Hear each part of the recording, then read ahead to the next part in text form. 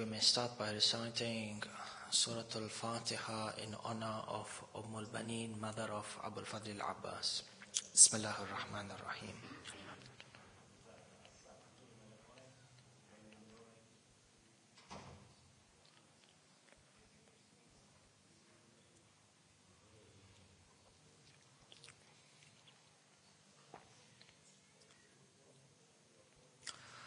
أعوذ بالله من الشيطان اللعين الرجيم بسم الله الرحمن الرحيم الحمد لله بارئ الخلائق الأجمعين باعث الأنبياء والمرسلين ثم الصلاة والسلام على أشرف الأنبياء حبيب قلوبنا وشفيع ذنوبنا أبي القاسم محمد اللهم صل على محمد وعلى محمد والصلاة والسلام على أهل بيته الطيبين الطاهرين المعصومين المظلومين لا سيما ولي الله الأعظم حجة الله ابن الحسن صاحب الأمر والزمان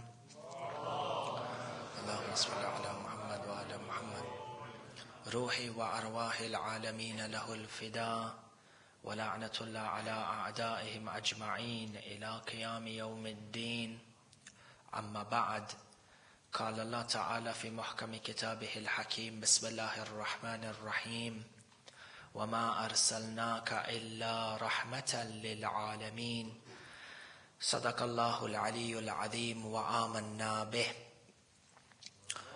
اللهم صل على محمد وعلى محمد. As you may all be aware that the last week has been a very volatile week in the field of politics and the global affairs, in which over the last few days the world has seen a massive movement in protest against depictions, false depictions made about our Holy Prophet. When we look at this situation that has occurred, this video clip that was apparently made by a nobody person of no significance in his life, posted a 14 or 15 minute video clip on YouTube where he depicted the Holy Prophet as being a warmonger, wal-'ayadhu billah, and numerous scenes of portraying that the Holy Prophet was of an obscene nature and preoccupied with carnal desires, wal-'ayadhu billah. And this was the depiction of Rasulullah. And this 14 or 15 minute clip had dire effects over the whole world for the next week or 2 weeks, or for the last week or 2 weeks, where there have been demonstrations in Australia, demonstrations in North Africa, parts of the Middle East, in Europe. And when a situation like this happens, where there is haq and batil, and sometimes there is shubha. Shubha means doubt, which comes in the form of a fitna, where haq is not as clear or cannot clearly be separated from batil. In a situation like this, how do we, as the Shias of Ali Muhammad, position ourselves? What is our responsibility in terms of reacting towards such a situation? How should it be countered such that a situation like this does not arise in the future? And even if this situation has occurred, is there a way in which this publicity can be used for the benefit of our madhab or no?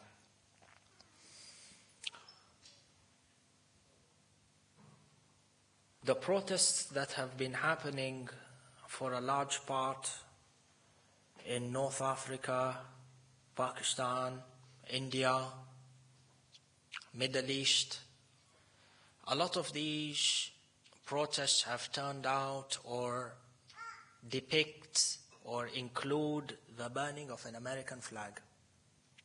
And this is the forefront of almost every protest where there is an agenda, where people are protesting that something anti-Islamic has been said or done, anti-Muslim has been said or done. The first agenda in such a demonstration is the burning of an American flag. The American flag,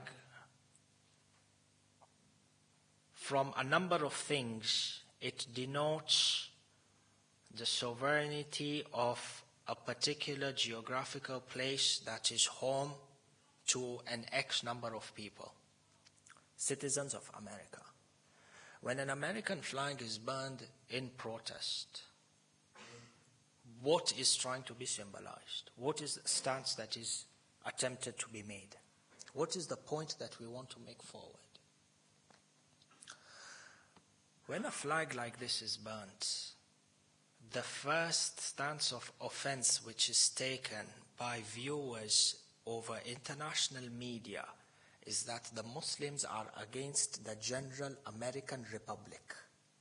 They are against the general American citizens, and their hatredness and their vengeance against the entire American people is being vented through the burning of this flag, which is a representation of their sovereign country, their sovereign land, and their principles of freedom. When we react to this clip and this movie that has been made about the Prophet, the first thing we need to ensure is that if we participate in demonstrations or any form of reaction which is taken, for us being the madhab and the followers of Ali Muhammad, we need to ensure that we do not go out and give the message that we as a faith, we as an ideology, pose or advocate hatredness towards the common American people.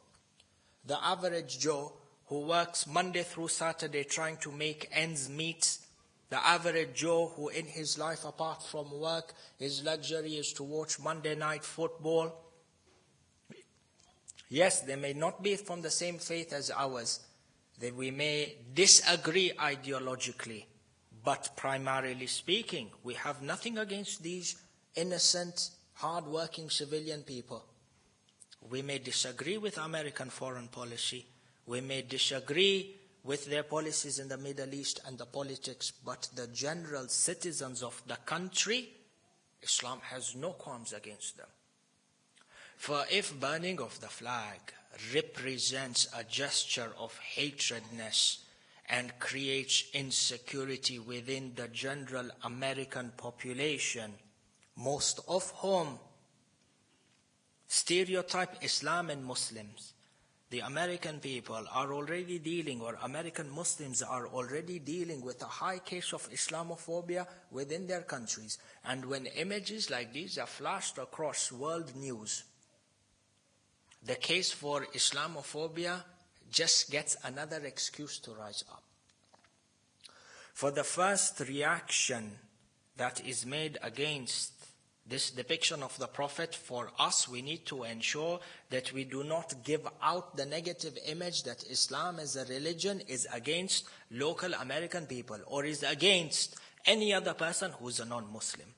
Many times we said this, and I believe even in the Wilada of Amirul Mu'mineen, we stated that in Russia there was a document that was found in 1905 or 1907, early 1900s, which was an edict from Amirul Mu'mineen to the ruler of Azerbaijan, or the Wali of Azerbaijan, who was working, a Naib of Amirul Mu'mineen. And this document was an order towards the Wali of Azerbaijan, stating to him that every symbol of the Christians that is present in Azerbaijan and their places of worship and their wealth and their dignity must be sanctified under your watch. This is a command from the representative of Allah to the slaves of Allah. Why does Amirul Mu'mineen end this edict in this way? for the non-Muslims who were living within a Muslim precinct, their security and their safety was a responsibility of the Muslim wali. And that wali is questionable to the imam if anything goes wrong. Number one. Number two, you look at the nature of these protests. Unfortunately, in Lahore, in Peshawar, in Islamabad, in Sana'a, in Yemen, in Benghazi, Libya, many parts of Cairo, a lot of these demonstrations, and even in Australia, a lot of these demonstrations ended up being violent in nature. In Islamabad, Peshawar, security forces killed X number of Muslims. In Yemen, security numbers killed X number of Muslims in clashes during the protests. Ikhwani, my brothers, we sit back, we take a deep breath, and let us analyze what is happening. The security forces in Yemen and the security forces in Pakistan are who? Muslims. The protesters are who? Muslims. Muslims are killing Muslims because one Zionist went and insulted Rasulullah. Where is the logic in this? Where is the logic? We come out to defend the honor of Rasulullah, and in the process, these 10 or 20 people, innocent Muslims, lose their life in these protests. We are coming out to defend the values of Rasulullah. We are coming out to show the world. A big part of this internet clip showed that Rasulullah was a warmonger. We are coming out to object that Rasulullah was a peaceful person. And in the process of proving that Rasulullah is peaceful, we ourselves turn out to be violent. Muslim people lose their life. 2 Muslims fighting, stoning each other, because one Zionist went and insulted the Prophet. And these people probably laugh at us when they see this. Demonstrating against what happened or demonstrating against this false depiction of Rasulullah should not be a platform of violence. The honor and the izzah that Rasulullah carried with Islam is summarized in the fact that this is an ideology underlined by the principles of non-violence. In every battle that happened within Islamic history, if you read through the seerah, how many battles took place in Islamic history? 80. From the 23 years that the Prophet held the post of Nabuwwah, the first 13 years he was in Mecca, the last 10 years in Medina. Over a span of 10 years, there were 80 battles that were fought by the Islamic State. Now a person might say that this in itself is an indication of the violent nature of Islam and that it spread through the sword. We look into history a little bit closely. All of these 80 battles or cross-border skirmishes that happened all occurred from the side of self-defense, from the side of Islam. Islam was defending its geographical boundary. Islam was defending its territory. Islam was defending the values for which it believed in from outside attacks. From these 80 skirmishes or wars that happened, every time Rasulullah came out to defend Islam, there were always options given to the side of the enemy. Before the first arrow would be shot, or the first sword strike would, or before the first strikes were exchanged between the 2 swordsmen, Rasulullah would give them the condition, or Rasulullah would try to avoid bloodshed, number one, by doing tabligh on the battlefield, explaining to them the concept of Islam, explaining to them the concept of Tawheed and the system of Islam, how it would benefit them in the dunya and in the akhirah. And if they were unwilling to listen to this, and had absolutely no interest into submitting into Islam, Rasulullah gave them the option to go back and live in peace. When there was absolutely no way of the Muslims coming out from this situation, then in self-defense, they stood up. And even when they stood up, the first arrow to be shot, the first sword to be struck was never from the side of the Muslims. It was always from the other side. In addition to this, from these 80 wars that were fought, the major wars that we know about, Badr, Khandaq, Khaybar, Hunayn, from the 80 wars that were fought under the watchful eye of Rasulullah, do you know what the total number of casualties were? 1,000. 1,000, and this is 1,000 from both sides, the Muslims and the non-Muslims. This indicates what? That even though Rasulullah was forced into a state of war, his primary importance was safeguarding human blood and human life. Today, in conventional war, you have one bomb, one missile that takes the life of millions in one go. And the next million in the generations to come are affected through the toxics or any other chemical that remains. Rasulullah dedicated his life in preaching the sanctity of human life. And then Muslims go out to defend Rasulullah, but in the process trample upon the same values he taught. Protests and demonstrations are not an excuse, even if it is in defense of the honor of Rasulullah, to go out and kill any other civilian. Destruction of property. Does anybody think about the fiqh of demonstrations? Enter when you walk on the street to protest, and in the form or in the process of these protests, if they turn violent, enter as an individual. If you end up damaging somebody's property, somebody's car, so much as a scratch, are you not reliable? Are you not questionable for this? Damage on somebody else's private property? If I come and I throw a brick on your car which is parked outside your house, am I not accountable? Shar'an, fiqhan, I am. This is the damage that I've caused on your personal property. So what gives people the right to go and damage other people's properties while they are going out to show that Rasulullah was peaceful?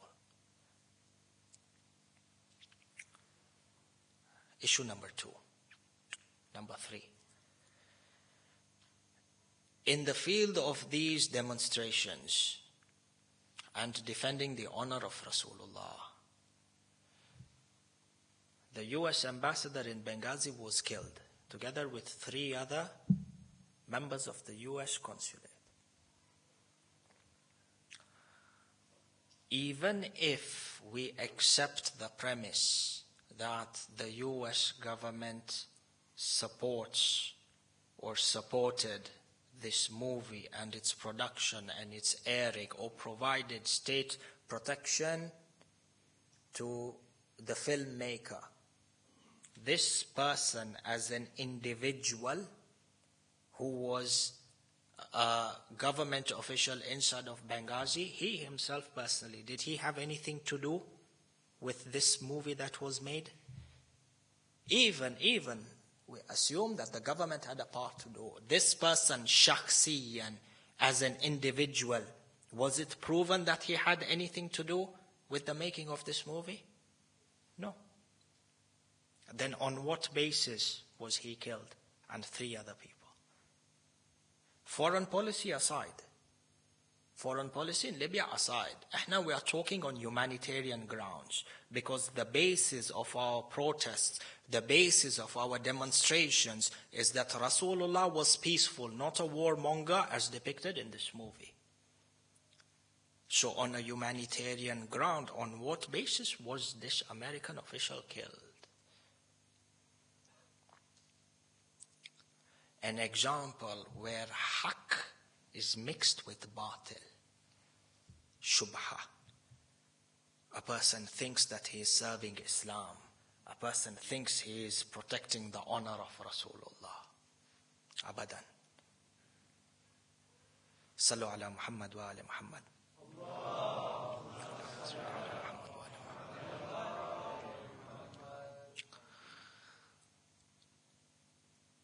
When we look into the issue of standing up and defending Rasulullah's image and character, again, there is a lot of controversy and a lot of anger vented out towards France, because the Interior Minister of France on the France Television 2 network recently announced that all protests in regards to this issue in Paris are banned, and the government and the security forces are not going to entertain any form of protests in France.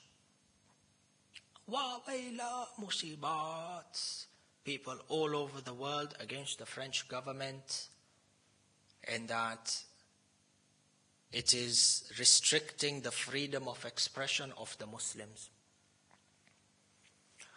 If we as Muslims stand up against France for banning Muslim protests in the country because or on the premise that freedom of expression is a universal human right that everybody deserves or is entitled to, then at the same time we need to point the same finger towards Saudi Arabia. Because in Saudi, protests as well are banned. A Muslim who wants to protest for his rights is banned in Saudi, just like the way the French minister has banned protests against Muslims. So if a person truthfully wants to stand up for haqq, haqq has one color, haqq has one shade, which must be applied equally across the board. If we will point the finger towards France for banning Muslims from protesting, then we need to point the same finger towards Saudi Arabia for banning the protests by Muslims. Same finger, same adala. In fact, while these protests are going on and the Muslim global population stands up to defend the right of Rasulullah, to defend the honor of Rasulullah, what was the stance of Arabia? What was the stance of Saudi? They have the title Khadimul Haramain, correct? Khadimul Haramain. What were they doing during this week? While the entire global Muslim Ummah was going out, trying to defend the honor of Rasulullah. Do you know the last 4 days or 5 days ago, between 3 and 5 days ago, the Saudi government went and sent officials in the eastern province of Awamiya, and they raised down a masjid called the Masjid Imam Hussein. Here the Muslim world is crying out that Rasulullah's honor is being trampled. And here the guardians or the custodians of the 2 harams in east go and raise down a whole mosque dedicated or named after the grandson of Rasulullah. Where is the justice? So if we want to stand out against the French embassy, then we need to stand out against the Saudi embassy as well. Or is it fair that a non-Muslim government can suppress Muslims, but if a Muslim government suppresses Muslims, we should give a blind eye towards them. Again, haqq has one color, haqq has one shade, and haqq should be applied equally across the board. Having said this, we don't want to give anybody the perception that we support the stance of the Saudi government or the French government in not allowing the people to protest. From an Islamical political point of view, it is the right of every citizen to peacefully protest against the government for whatever agenda they deem to be unaddressed or insufficiently addressed. Because the government is nothing more than the representation and the executors of the will of the citizens. So if the citizens feel that the people that whom they have voted are not performing their jobs, they have the freedom and the right to protest. Even if the citizens are on the form or on the stance of batil, even if the citizens are wrong in the agendas that they want to push, the agendas that they want to push are agendas that symbolize batil, falsehood, they are still allowed to protest, so long as they are peaceful. And this happened during the time of Amirul Mu'mineen.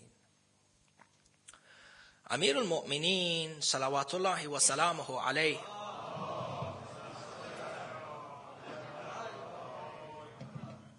when he moved his capital from Medina to Kufa after the Battle of Jamal, the first month of Ramadan that he spent in the mosque of Kufa, after Salatul Maghrib and the Isha, Amirul Mu'mineen went back towards his home, and the people started their Salatul Taraweeh. Salatul Taraweeh bid'ah. It was never prayed during the time of Rasulullah. It was never prayed during the time of Abu Bakr. It was started during the time of Umar ibn Khattab. Amirul Mu'mineen stood up and he said to the people that Taraweeh is bid'ah and it is forbidden in Masjid al-Kufa. It has no shara', it has no Islamic basis. There is no Taraweeh. Amirul Mu'mineen went home.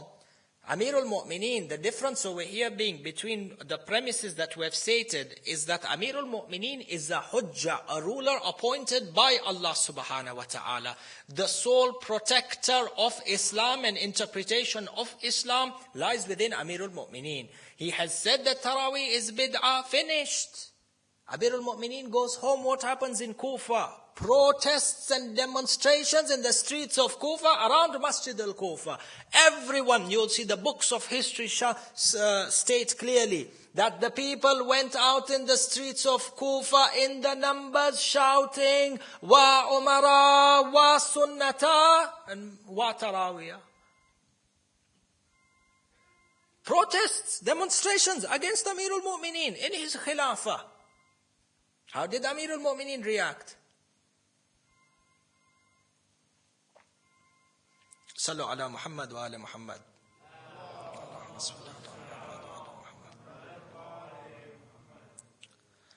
How did Amirul Mu'mineen react? Security forces were unleashed. They started protesting. Imam Hassan came towards Amirul Mu'mineen. Imam asks him, Imam Hassan, Amir asks Imam Hassan, he says, what is this outside? What is happening? Imam Hassan says to him, oh father, people are protesting against your verdicts for cancelling out Taraweeh. The people are insisting they want to continue this. Amirul Mu'mineen gave them proof. From the Quran, from the Sunnah. But the people were bent upon batil. They were insisting upon doing batil. So Amirul Mu'mineen said to Imam Hassan, we have explained to them the truth.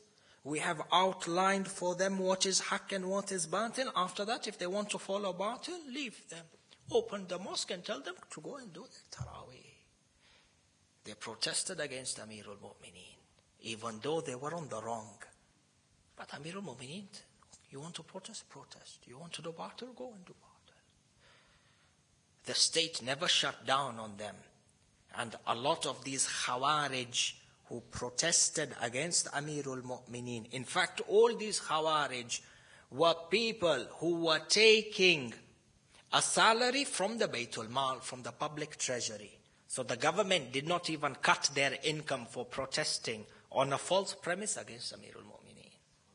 This is the leadership of Amir, the leadership of the Wali of Allah, the leadership in the eyes of Shiaism, and that nobody's haqq is taken away from them. For to protest peacefully is the right of every citizen, regardless of whether it is the French government or the Saudi government, and especially the Saudi government, because they claim to be custodians of the two harams and are representatives of Islam in the 21st century.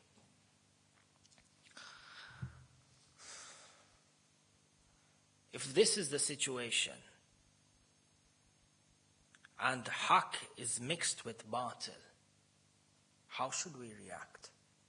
Who should the finger be pointed towards, and how should these issues be countered in a positive way? Can this be used, this incident be used for the positive of the Shia Ummah, or no? First of all, this clip is not the only or the single clip available in the world of the internet that goes against Rasulullah and that goes against Islam.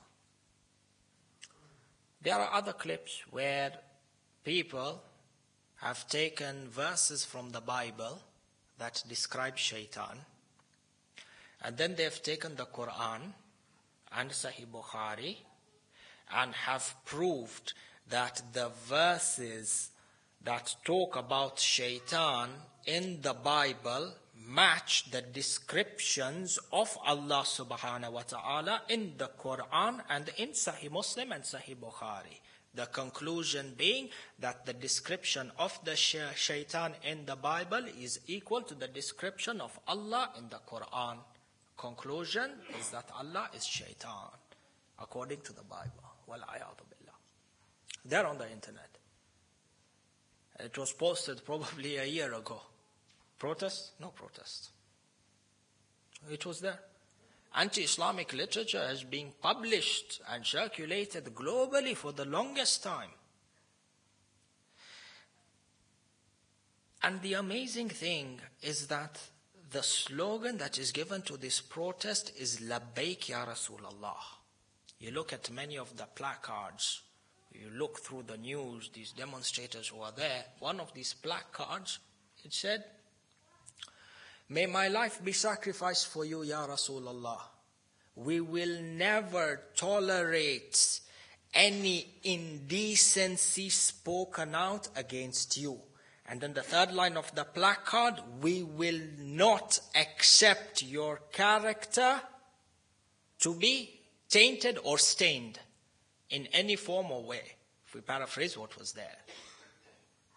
This placard that represents the views of thousands of people who are protesting is what? Ya Rasulallah, anybody who says anything against your character, anybody who tries to stain this pure character that is outlined by your tahara in the verse of Tathir, if anybody says anything against that, we will not stay quiet. We will defend you to the last drop of our blood.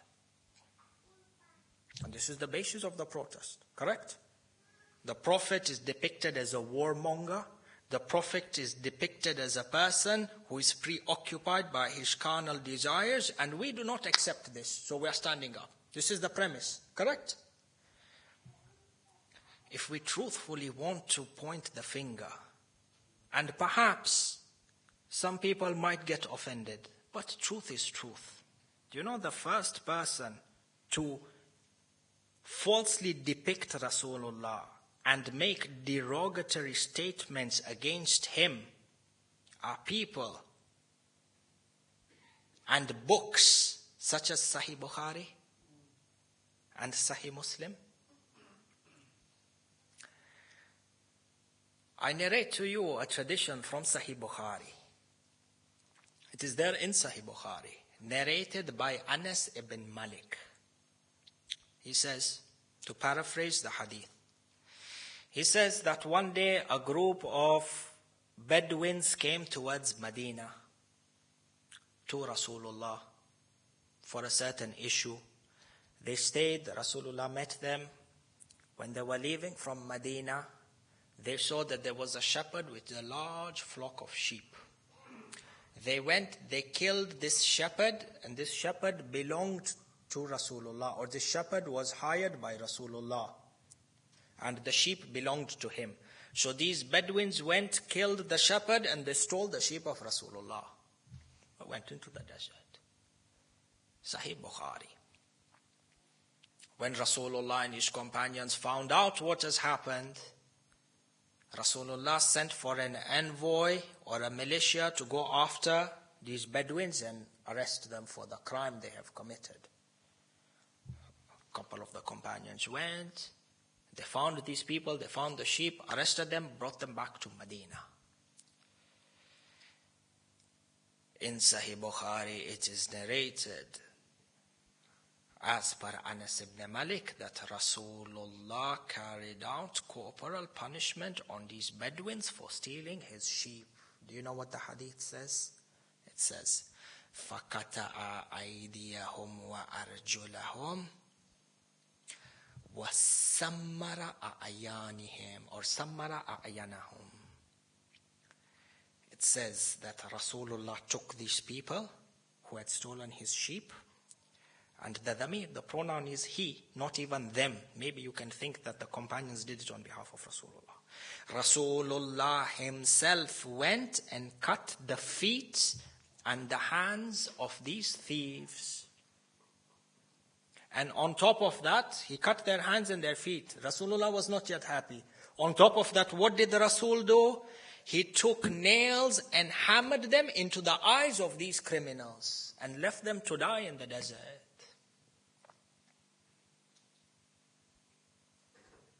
This is how Rasulullah is depicted. Who goes and protests against Sahih Bukhari? Who goes and protests against Sahih Muslim? Why don't we take out Bukhari and Muslim from these brackets or circles of authentic books? We want to protest against a Zionist that thinks Rasulullah was a warmonger. Demonstrate, okay. But then we need to demonstrate against Bukhari as well. He doesn't think, he attests that this hadith is true. And this is how Rasulullah was. Shubha. We said haqq is one shade, one color to be applied equally over all.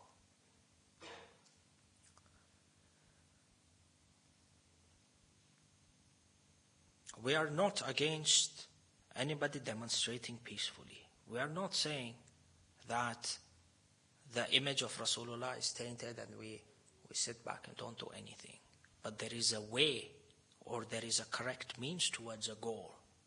And sometimes we need to bring out topics like these so that the Muslim Ummah can know where is their focus and what is their focus.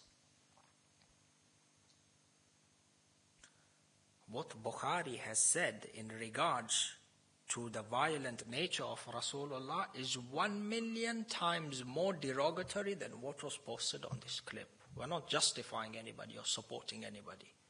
If you want to make a comparison, unfortunately this is that. Why nobody goes and protests against Bukhari?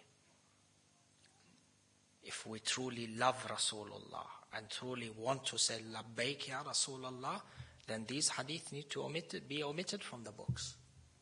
Because when non-Muslims want to deduce an understanding of the Prophet, Sahih Bukhari and Sahih Muslim are the two major texts that are referred to. Translated in over 7 or 8 different languages, available in pocket size as well. summarized versions.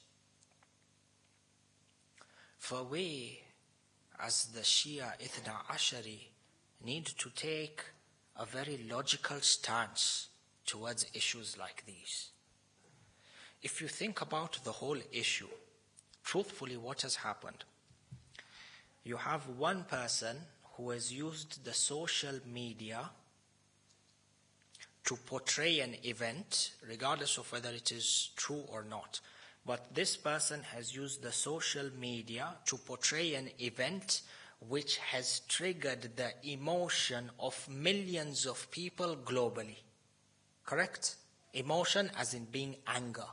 So one person has used social media to instigate anger, denoted by emotion of millions of people globally.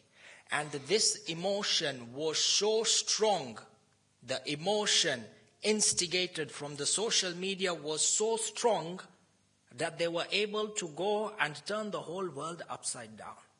This is a lesson for us, that we as well can use social media to instigate emotion, but at a positive level, to turn the world upside down or inside out. If social media can be used to instigate anger, social media can also be used to propagate love and generosity and principles such as honor. Social media, television in a great part has become a means of education. What you see is the truth to a great part. A lot of people are learning history through TV, through television. A person wants to learn about the history of Amirul Mu'mineen. You will see most of the times now the trend is not to read the books on Amirul Mu'mineen. You watch the series or the episode entitled Amirul Mu'mineen. You want to learn about Uwais al-Qarni, there is a series for him. Imam Hassan's peace treaty, there is a series. Imam Rida, there is a series. For us, we need to use social media to portray the correct, non-violent, peaceful image of Islam, so that the non-Muslims can benefit towards this. And the Muslims themselves can benefit towards this. This event brings to light to us the power of social media and its position when it comes to tabligh. If this person has made one movie defaming Rasulullah, our responsibility is that we stand up and make 10 movies showing 10 great parts of the character of Rasulullah.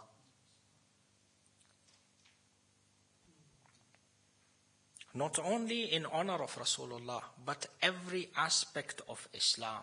The event of Imam Hussein. We are give or take 2 months away from Muharram.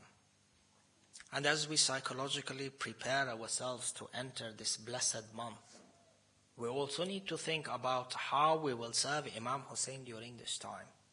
How we can push forward the values of Imam Hussein through social media. This is one side of the coin. And the other side of the coin is to portray the extent of the oppression that he went through. Because dhulm is a type or is an issue that every sane human being will distance himself of, regardless of his race or his culture or his religion. A human being through his fitrah will repel dhulm and violence. Any one of you, or anybody, we come out of this mosque and you stand outside over here on the main road and you see a person hitting a girl. Hitting a girl violently. Inside your heart, will you react to this or not? Will you not condemn this action, that you have an elderly person, a fully grown adult who can defend himself, ruthlessly beating a young girl on the side of the street? Will your heart not react towards this? Will it not bring a tear to your eye? Will you not condemn that act and probably go step forward and try and stop him from hitting this girl? The fitrah of every human being is against dhulm. Now, if your heart would burn for a person who you don't even know, a girl that you have not even seen, what if that girl was the granddaughter of Rasulullah? How much was Ruqayya, Sayyida Ruqayya or Sayyida Sakina beaten by the likes of Shimar and Umar ibn Sa'ad?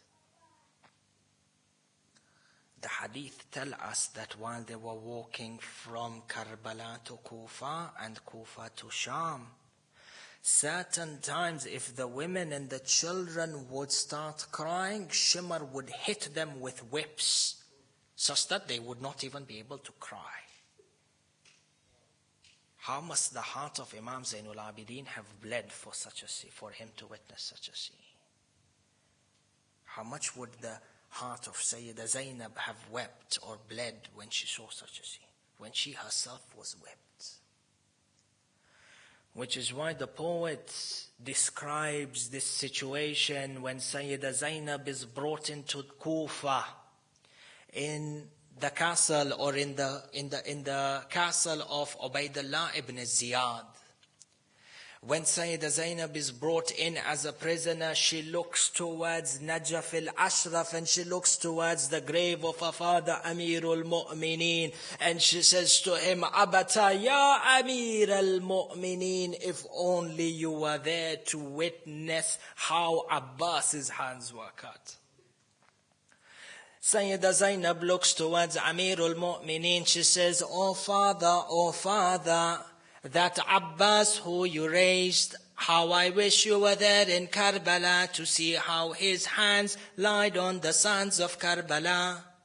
O Father Amirul Mu'mineen, I wish you had seen how Abbas lost his hands while trying to quench the thirst of your daughter Ruqayya. Sayyida Zainab looks towards the grave of Amirul Mu'mineen from Kufa. She says, oh father, ya Ali, if only you were there to see how the widows and how the orphans of Hussein were hit and oppressed on the way to Kufa. Oh Father, you are the one who every orphan in a time of difficulty, in a time of oppression cries out, Ya Ali. Oh Father, you are the one who the Ummah says, Ya Ali adrikni. Oh Father, where were you when Sakina was crying, Ya Ali adrikni?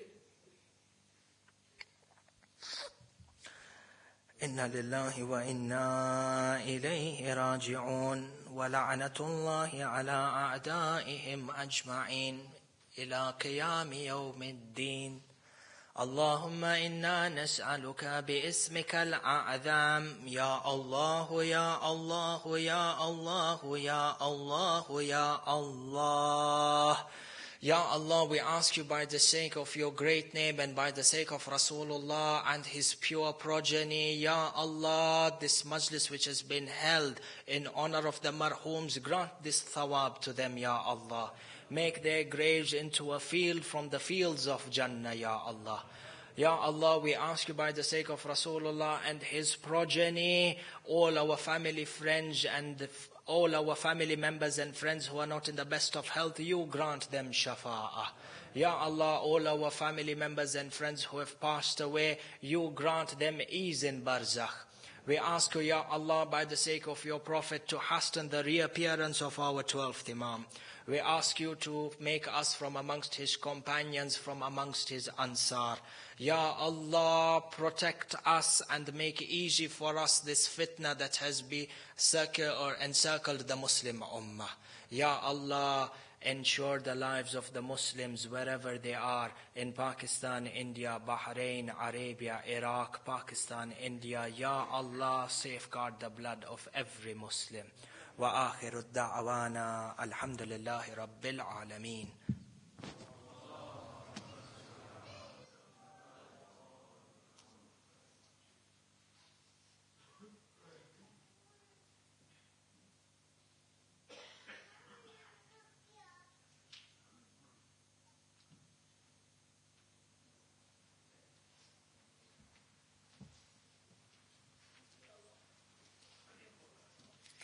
السلام عليك يا نبي الله، السلام عليك يا حبيب الله، السلام عليك يا رسول الله، السلام عليك يا أمير المؤمنين سيد الوصيين إمام المتقين، السلام عليك يا فاطمة الزهراء سيدة نساء العالمين، السلام عليك يا خديجة الكبرى أم المؤمنين والمؤمنات، السلام عليك يا حسن المجتبى، السلام عليك يا أبا عبد الله وعلى الأرواح التي حلت بفنائك، عليكم مني جميعا سلام الله عبدا ما بقيت وبكي الليل والنهار، ولا جعله الله آخر العهد مني لزيارتكم، السلام على الحسين وعلى علي بن الحسين وعلى أولاد الحسين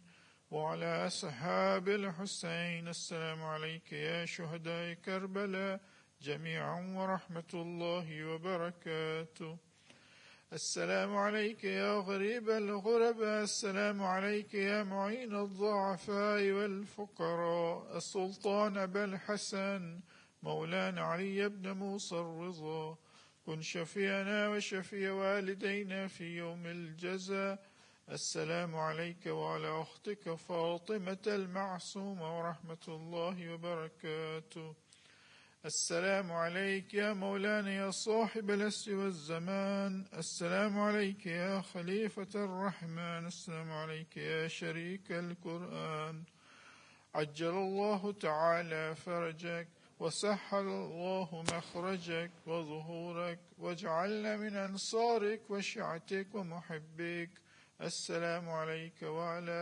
آبائك الطاهرين ورحمة الله وبركاته، اللهم صل على محمد وآل محمد. بسم الله الرحمن الرحيم. اللهم كن لوليك الحجة ابن الحسن صلواتك عليه وعلى آبائه في هذه الساعة وفي كل الساعة وليا وحافظا وقائدا وناصرا ودليلا وعينا حتى تسكنه أرضك طوعا وتمتعه فيها طويلا برحمتك يا أرحم الراحمين. اللهم صل على محمد وآل محمد.